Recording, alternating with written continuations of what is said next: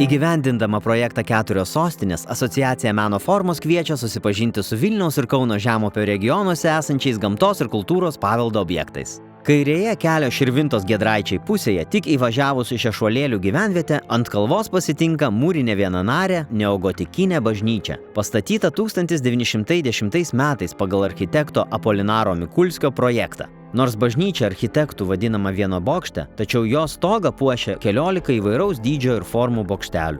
Rašytiniuose šaltiniuose nurodoma, kad mišios buvo laikomos joje, tačiau iki mūsų laikų ši bažnyčia neišliko. 1866 metais bažnyčia tapo filija, o 1924 metais įkurta parapija. Dabar šioje bažnyčioje švenčiami Švento Kazimiero, Švento Lauryno ir tituliniai Švenčiausios mergelės Marijos visų malonių tarpininkės atlaidai.